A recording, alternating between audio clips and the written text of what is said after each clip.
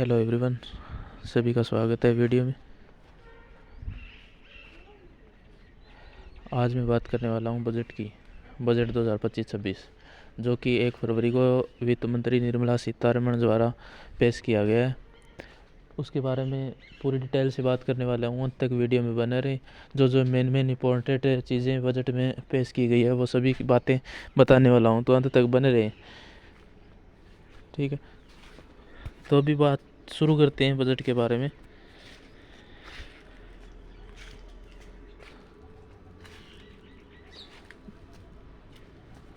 Budget हर साल पेश किया जाता है 1 फरवरी को, और 31 जनवरी को पिछले बजट का मतलब विश्लेषण या इकोनॉमिक सर्वे पेश किया जाता है। तो आज 1 फरवरी, आज निर्मला सीतारमण जी ने बजट पेश किया है, तो उसके बारे में बात करने वाले हैं।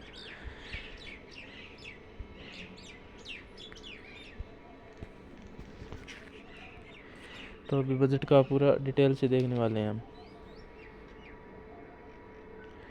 ठीक है, अंत तक देखते रहें।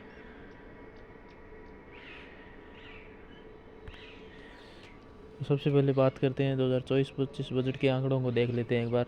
2024-25 में 47 लाख करोड़ का अनुमान लगाया गया था कुल व्यय का, और 2023-24 में 44.43 करोड़ रुपए का अनुमान लगाया गया था। ठीक है, तो अब भी 2025 की बात करेंगे हम इन आंकड़ों के हिसाब से। तो अभी 2025-26 के लिए बजट पेश किया गया। इसमें 50.65 लाख करोड़ रुपए का अनुमान लगाया गया। इतना 2025-26 वित्तीय वर्ष में व्यय किया जाएगा, यानी कि योजनाओं वगैरह सब कुछ मिला के जो भी एक्टिविटीज़ होती है पूरे इंडिया में उन पर व्यय किया जाएगा। ये इसमें कुल पूंजीगत व्यय 11.21 लाख करोड़ और 15.48 लाख करोड़ रुपए प्रभावी पूंजीगत व्यय है। ठीक है, और ये डिटेल से दिया हुआ है कितने कहाँ से रुपए प्राप्त हुए और कहाँ लगाने हैं, वो सब पूरी डिटेल से दिया गया है। इसकी पीडीएफ भी टेलीग्राम पे डाल दिया मैंने, वो भी डिस्क्रिप्शन में लिंक दे दूंगा मैं आपको, वो देख लेना आप। तो सबसे पहले बात करते हैं प्राप्तियाँ। आपको सभी को पता है टैक्स से प्राप्ति होती है। ज़्यादातर राष्ट्र में जो बजट होता है उसके लिए पैसों की वो टैक्स से भरपूर प्राप्ति होती है। ठीक है, ये पूरी डिटेल से दिया हुआ है। इतने पैसे राजस्व प्राप्तियाँ, पूंजी प्राप्तियाँ और कुल प्राप्ति, कुल व्यय इतना है। ठीक है, ये दिया हुआ है। 2023-24 के आंकड़े, 24-25 के आंकड़े सारे दिए हुए हैं। तो इसमें राजस्व प्राप्ति 2025-26 के लिए है 3,42,000 करोड़, 34.20 लाख करोड़। ठीक है, और पूंजी प्राप्ति है 16.44 लाख करोड़, और टोटल हो गया ये 50.65 लाख करोड़। कुल प्राप्ति और कुल व्यय, इतना व्यय किया जाएगा और इतनी प्राप्ति होगी। टोटल डिटेल से दिया हुआ है इसमें। तो बात करते हैं ये पैसा आता कहाँ है। जो बात की जाती है पैसे की, ये पैसा कहाँ से आता है, इसके बारे में बात करते हैं। तो ये डिटेल दिया हुआ है बजट 2024-25 से पैसा कहाँ से आता है, ये देखते हैं अब। तो इसमें बताया गया है पैसा कहाँ से आता है, ये देख सकते हैं आप। ये कॉरपोरेशन टैक्स है 17%, ये लाइबिलिटीज बोरिंग्स अदर ये 24%, और ये ऋण से है, जो लोन वगैरह होते हैं उनसे प्राप्त होता है ये। ठीक है, ये कितना है, ये 1%, और नॉन टैक्स 9%। जीएसटी जो 2017 में लागू हुई है, जीएसटी के बारे में सभी जानते हैं, इसे 18%। और यूनियन एक्साइज ड्यूटीज़, ये बड़े बड़े घोटाले किए जाते हैं उनसे, उन पर टैक्स वगैरह। और इनकम टैक्स से 22%, ज़्यादातर यहीं से होता है इनकम टैक्स से। ठीक, और अब बात करते हैं आगे हम। जो ये पैसा प्राप्त हो गया सरकार को, ठीक है, ये पैसा ये प्राप्त हो गया, ये डिटेल से बता दिया मैंने आपको ये कहाँ से प्राप्त होता है। इसके बाद में बात करते हैं ये पैसा कहाँ जाता है, कहाँ लगाते हैं बजट में। ठीक है, इसके बारे में बात करते हैं अब।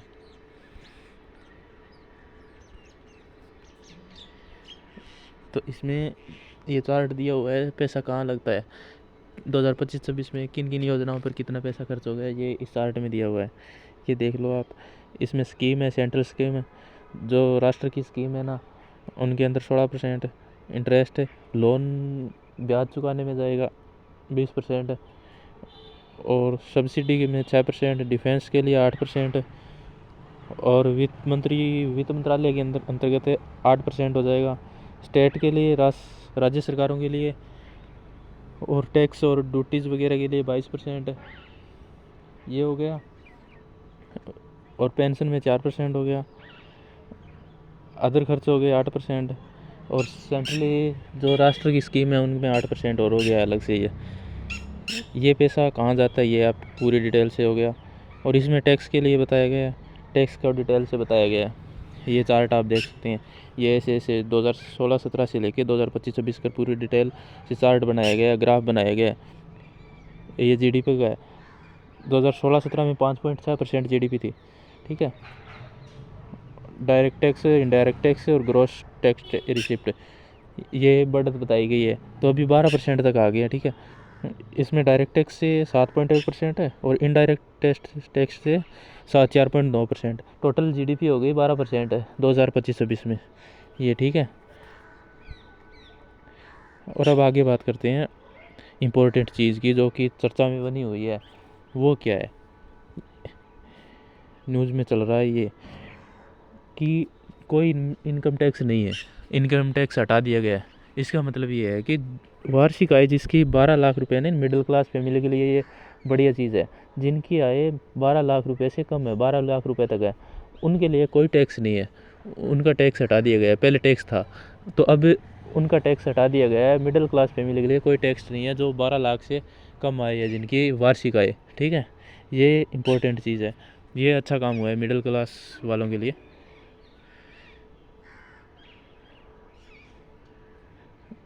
इसके बाद आगे बात करते हैं हम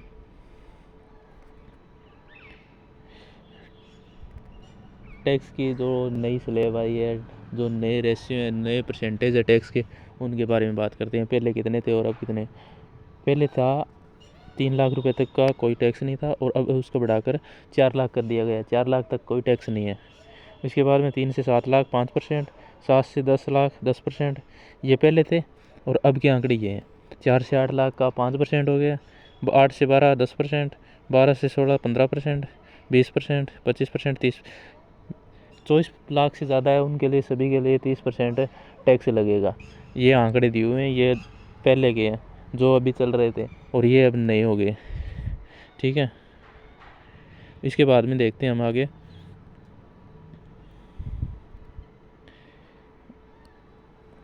ये इतनी जानकारी होगी, और अब आगे बात करते हैं किन किन योजनाओं के लिए पैसे लगाए जाएंगे, ठीक है।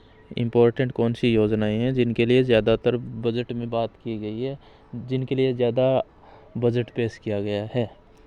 तो पहले है मनरेगा। जो नरेगा है ना, सभी राज्यों के अंदर चल रही है नरेगा, महात्मा गांधी नरेगा। तो उसके लिए 86,000 करोड़ रुपए पास किए गए हैं। यानी कि इस वित्तीय वर्ष में इतने रुपए आवंटित किए जाएंगे इस योजना के लिए। इसके बाद फसल बीमा के लिए, ये किसानों के लिए अच्छी चीज़ है, 12,242 करोड़ रुपए। और नए रोज़गार, गवर्नमेंट नौकरियां देने के लिए जो नए नए चीज़ें उनके लिए कार्य किया जाएगा, उनके लिए 20,000 रुपये करोड़ के मंजूर किए गए हैं। और रेलवे लाइन जो कि कार्य प्रगति पर है, नई रेलवे लाइन बिछाई जा रही है, नए रेलवे स्टेशन बनाए जाएंगे, उनके लिए 32,000 रुपये करोड़। और खेलो इंडिया जो गेम्स होते हैं ना, उनके लिए 1,000 करोड़ रुपए पेश किए गए, मंजूर किए गए हैं। इसके बाद में बात करते हैं और बाकी योजना।